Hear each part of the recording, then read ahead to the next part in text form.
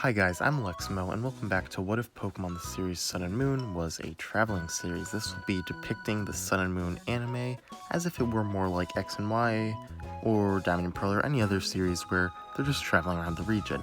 Now this is part 4, so if you haven't seen the previous parts, go watch them before this. But with all that out of the way, it's time for part 4.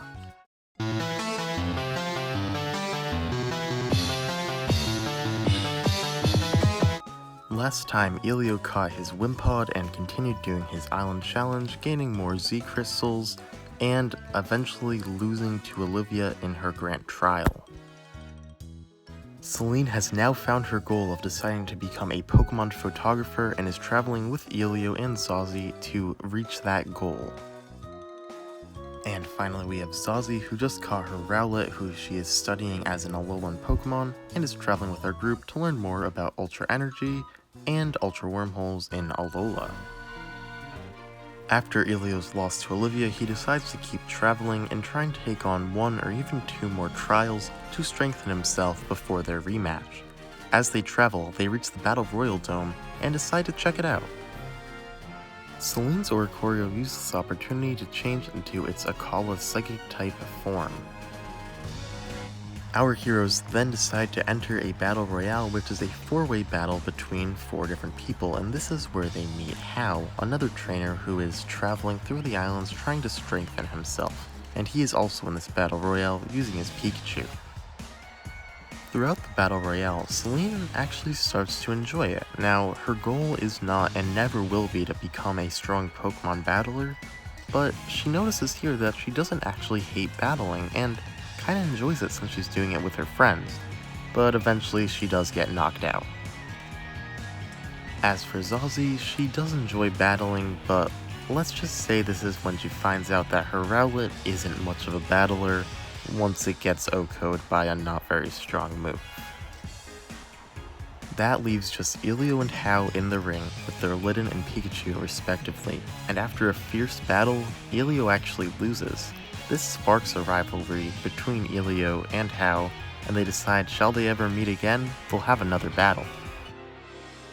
Elio's group then continues their travels when they eventually find their way to Willow Volcano Park, and here they find a totem Salazzle, and Elio, determined to win and eventually re-challenge Olivia, decides to battle it with his Litten.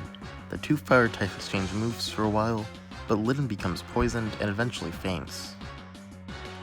Then Elio sends out his Sandslash, which is definitely at a type disadvantage, but Elio knows this is basically his only shot because Wimpod will refuse to battle. So Sandslash does its best, but, well, it's 4 times weak to fire. What do you expect? It gets pretty easily knocked out. Elio reluctantly sends in Wimpod, hoping he can somehow win this battle, and Salazzle goes for a Fire Blast attack where Wimpod just decides to run and hide. The Fire Blast is coming though, and it's gonna hit Elio. Wimpod realizes what's happening, and runs over to try and protect its trainer, but it's not fast enough. So in the heat of the moment, it starts to glow blue, and gains faster speed as it's running, and suddenly, Elio opens his eyes, realizing he's been protected by his Golisopod. Golisopod is done lumping out and is ready to battle. It starts using moves like Razor Shell and it's doing massive damage to Salazzle. Elio decides to go all out and activates his Waterium Z and uses the Water Z move, and ends up defeating Salazzle, and gets the reward of a Firium Z.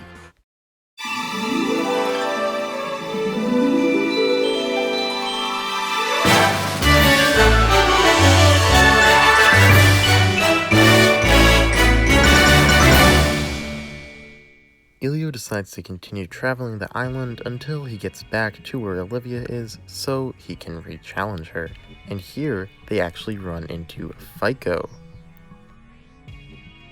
Fico introduced himself to the group, and by the group I mean Elio and Celine because Zazie actually already knows him. He is Zazie's mentor and teacher, and he says he came here to come meet up with Zazie and ask for a status report on everything she's learned through their time in Alola. First, they decide to have a battle as a strength test where Zazie does everything she can, but her Poipole isn't super experienced and she ends up losing.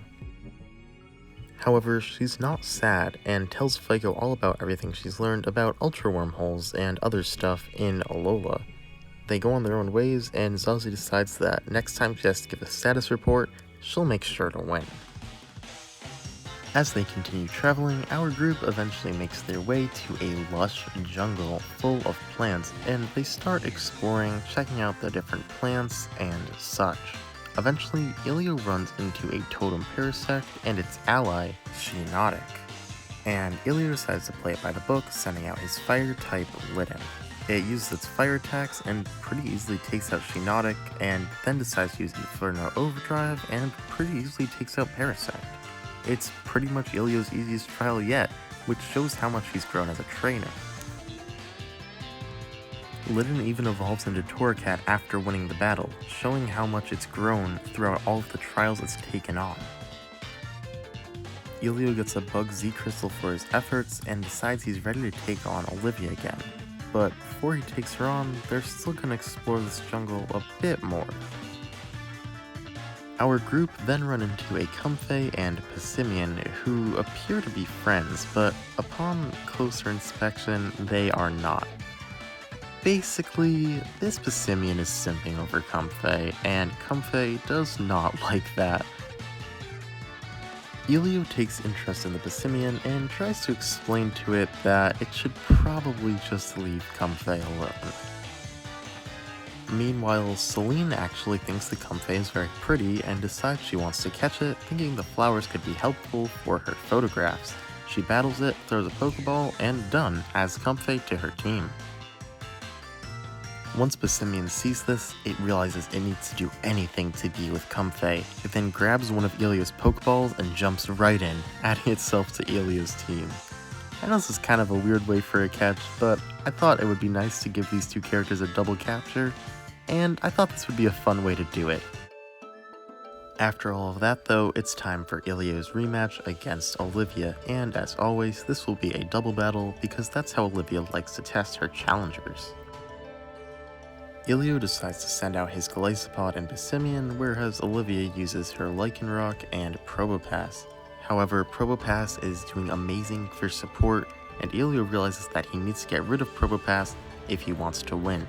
So he uses his Bug Z Crystal and performs the Bug-type Z move, which wraps up Probopass in a bunch of string. While it's wrapped up, Passimian then uses Close Combat to rapidly attack it and deal tons of damage, and then Golisopod does the finishing blow, which takes out Probopass. It is now 2 versus 1, but Olivia is quick to react. She uses rock moves and decides to use her rock-type Z move to super effectively hit Golisopod and take it out. It's now 1 versus 1, no Z moves and purely power versus power. Both of the Pokemon are running around dealing attacks left and right. However, in the end, Ilio's just a bit stronger and is able to take out Lycanroc and win. Olivia gives Ilio the Rock Z Crystal, which Ilio accepts and adds to his collection of Z Crystals. He then decides that he's gonna head on to Melee Island to take on the Trials and Grand Trials then, but before he's on his way out, something interesting happens. Suddenly an ultra wormhole rips out of the sky. Zazie goes to analyze its signature and realizes that it could be coming from the same place as the Nihilego they fought back on Ula Ula Island. She wonders if a dangerous Ultra Beast is going to come out. Is this another sort of targeted attack? Who is behind these Ultra Wormholes? And who falls out of this wormhole? But it's not an Ultra Beast that comes out. It's a person.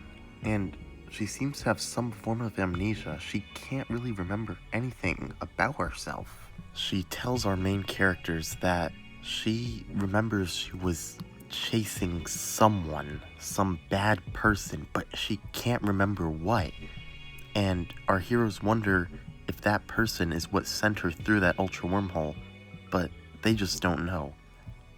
The person decides to leave and go on a journey trying to find more clues about what happened to her, and she leaves. The characters don't know what to do about this situation, how to help her, but there's nothing they can really do. So, for now, it's on to Melee Island. And that was part 4. Believe it or not, we're actually about halfway done with this series, but trust me, there is still plenty more to come, and there is going to be some big stuff happening in the next couple parts, so please stick around, subscribe if you're interested. The next part will probably be coming out in maybe around a month, so I hope I'll see you then.